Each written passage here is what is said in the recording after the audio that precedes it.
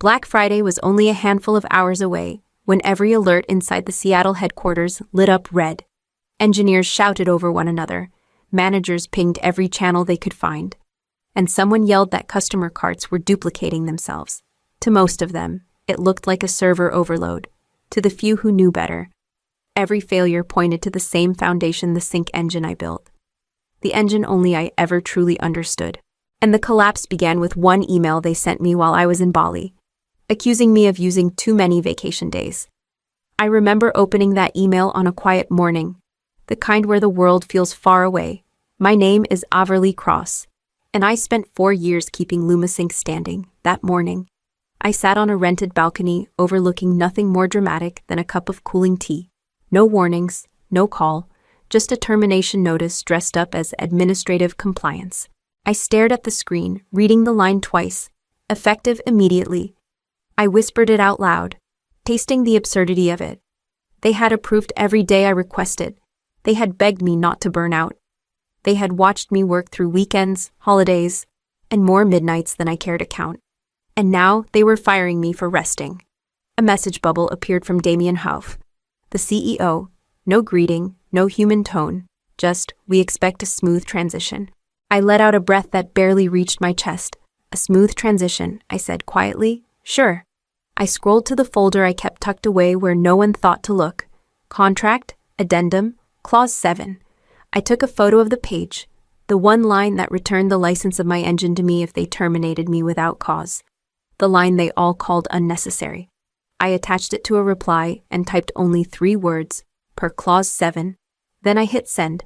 Somewhere in Seattle, alarms kept expanding across screens. In Bali, I set my phone down and finally finished my tea, already knowing Chapter 2 of my story would not unfold the way Damien expected. I had not won many battles at LumaSync, but I won Clause 7 and I won it alone. I still remember the early days in South Lake Union, when the office barely had chairs that matched, and Damien Hauff still pretended to know how to write code.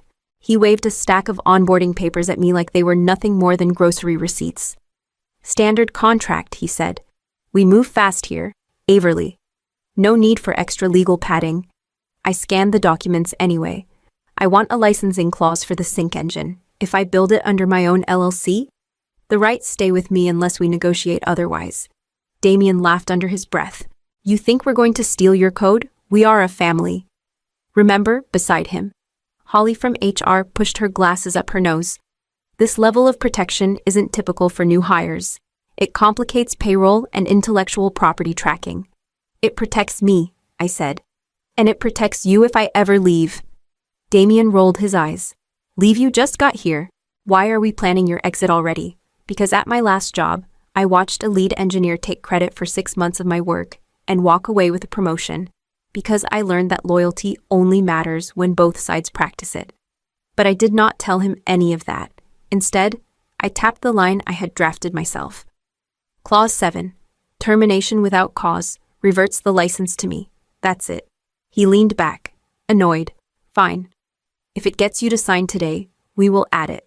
But no one is ever going to use this. It is pointless. It is necessary, I said quietly. Holly sighed, scribbled a note for legal, and slid the contract back to me.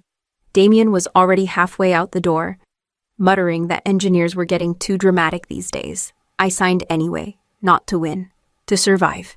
Why would a CEO fire the one person holding the legal spine of their entire system? The email claimed I had exceeded allowable paid time off, but anyone who worked in Seattle's tech circle knew firings were rarely about vacation days. The truth started unraveling long before Bali. I heard pieces of it later, mostly from people who still cared enough to talk.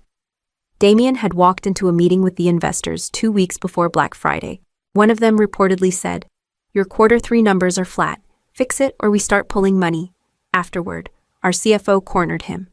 I remember hearing her voice through the glass. "We have an audit coming. If the infrastructure is not stable, it is your name on the report," Damien snapped. "Then I will make it stable. I will make cuts. I will show them I am decisive." 2 days later, he scheduled a mandatory all-hands for the Friday before Black Friday. I was already in Bali. After months of approved planning, I messaged him as soon as I saw the invite. "I am abroad. I can call in, but the time difference is rough. He replied one sentence. Attendance is expected, I typed back. I cannot join in the middle of the night, but I can record an update. I could almost hear his irritation bleeding through the typing bubbles. Forget it. When I returned from dinner that night, Holly from HR called me. Her voice was tight. He is upset. He feels you are not committed. I have never missed a deadline, I said. Never. I know, she whispered. But he needs someone to blame for the quarter. By the time Bali's morning arrived, the decision was made. No discussion, no conversation, just the email telling me I was done. Humiliation came first, then betrayal, and then something sharper, clarity. They expected me to fold quietly, the way I always had in the past. If they thought I would stay silent, why did they never consider what silence can cost? The moment LumaSync marked me as terminated without cause, the system began shifting quietly, legally, automatically. There was no dramatic keystroke, no switch I flipped. Clause 7 did exactly what it had been designed to do, deep inside their servers. The license to my engine reverted to my LLC. The runtime keys went dark. API access slipped out of their control. My sync layer, the one they depended on for every cart, wishlist, discount, and user profile, simply pulled itself back. By mid-morning in Seattle, the Black Friday prep team started to notice. A junior engineer sent a message in the main channel. Why are half the calls coming back unauthorized? Another chimed in. My endpoint just threw a license mismatch error. Someone tagged the CTO. Is this a glitch? The CTO typed a single word, investigating. But the system already knew the truth.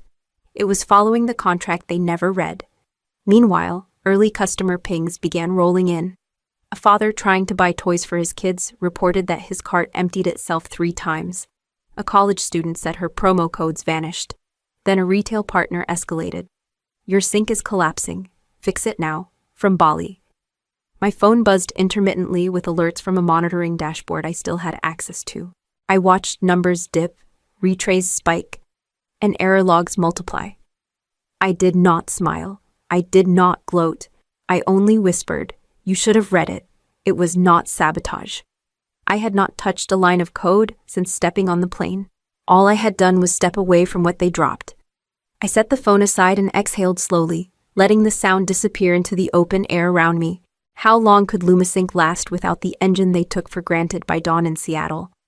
The Slack channels looked like digital wildfire. Messages flew in faster than anyone could read them. Support tickets just tripled. Someone wrote, Sync is failing across regions. Another added. A project manager tagged the entire engineering team.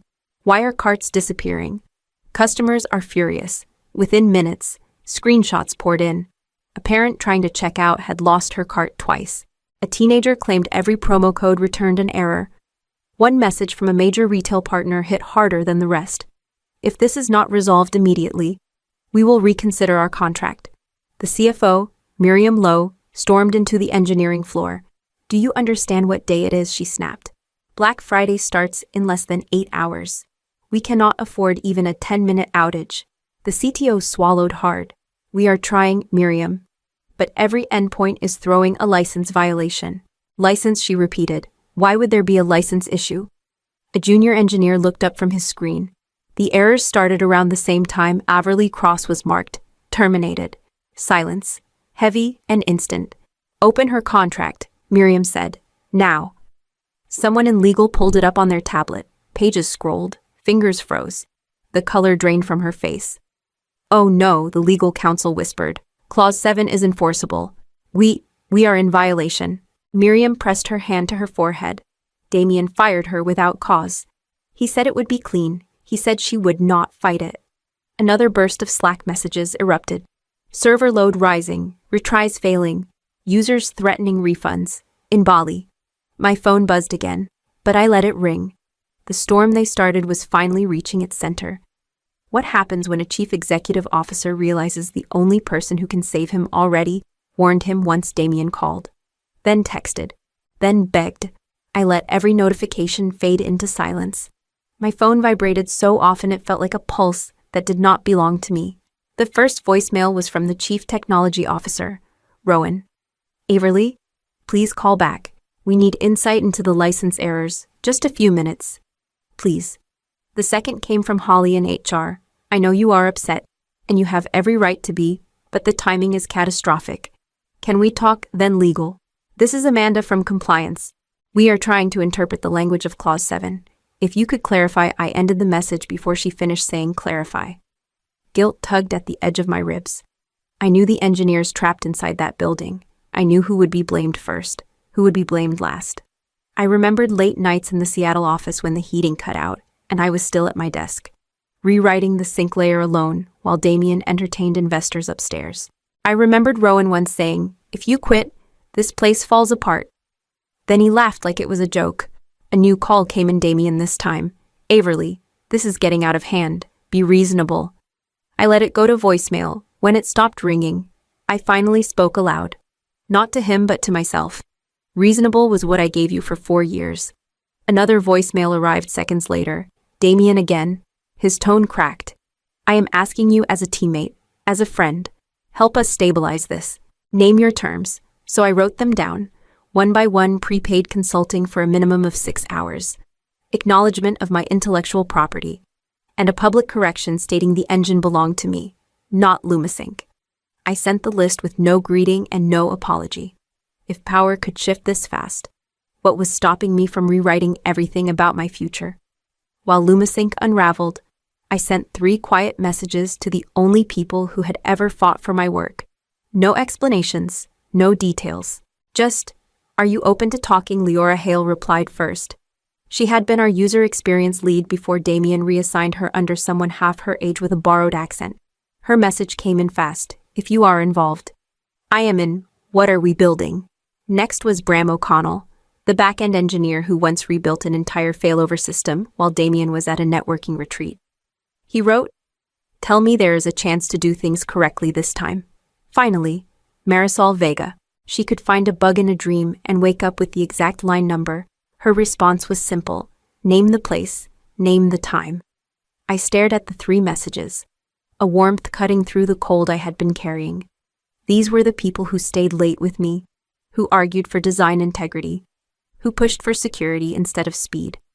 They understood effort, the kind that did not fit on a presentation slide. We jumped into a call, voices layering over one another as ideas spilled out. Bram said, "Start cleaner, start modular," Leora added. "Transparent user control, no hidden sync behavior." Marisol leaned in. "And real testing, not whatever Damien called testing." I let myself breathe. If we build this, it is ours. No more erasing, no more begging for permission. There was a brief silence, not hesitant but full of possibility. A new email landed in my inbox mid-call. The subject line stopped me. "Averly Cross is the original architect available for a conversation." It was from ApexNet Systems, a major competitor along the Seattle tech corridor. I looked back at my friends. What if walking away from one empire meant building something better? The leaked boardroom video hit the internet before noon, and Damien's career ended before dinner. Someone had recorded him pacing at the head of the table, face red, voice sharp enough to cut drywall. "This is not my fault," he shouted. "Engineering failed, legal failed, everyone failed except me." A woman's voice in the room tried to break in. "Damien, the contract." He slammed a tablet onto the table. "Do not bring up Clause 7 again. She was replaceable." The clip cut off there, but it was enough. Within an hour, the comments were brutal. People reposted it with captions like, "This is leadership and Black Friday meltdown of the year." Major partners issued formal statements, distancing themselves from LumaSync. One pulled the plug entirely, citing breach of trust and performance instability. By mid-afternoon, an investor emailed the board demanding an emergency vote to review Damien's authority. That email leaked too. Then came the twist I did not expect. Someone posted a clean screenshot of Clause 7, the exact image I had sent Damien from Bali. No caption, just the clause itself. Thousands reshared it, pointing out that the engine had always belonged to me. "Meet the architect," one post said, "the silent backbone." I sat on the edge of my bed, phone in hand, watching the world dissect a story they barely knew. A text from Rowan arrived. "He has been suspended. They are investigating everything." I typed nothing back. I did not feel victory or triumph. I felt something lighter, a slow, steady exhale, after holding my breath for too many years. Notifications kept rolling. each one marking another fracture in the company that had insisted I was invisible.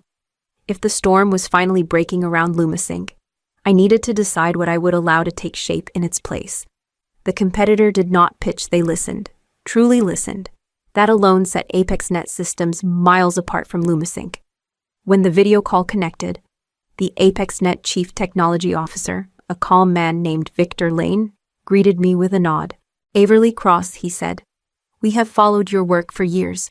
We would like to understand what you want, not what we should persuade you to accept." I leaned back slightly. What I want is autonomy, my own intellectual property, and space to build a system without shortcuts. Victor exchanged a glance with the product director beside him. "That aligns with what we plan to propose. A full licensing partnership. Your LLC remains intact. Your team retains ownership stakes. You set technical direction." Leora, Bram, and Marisol were on the call with me, their faces small in the corner of my screen. Leora spoke first. "And no interference from upper management, none," Victor said. "We hire people because we respect their competence, not to override it." Bram let out a low breath. "That is new," Marisol added, "and refreshing." I folded my hands.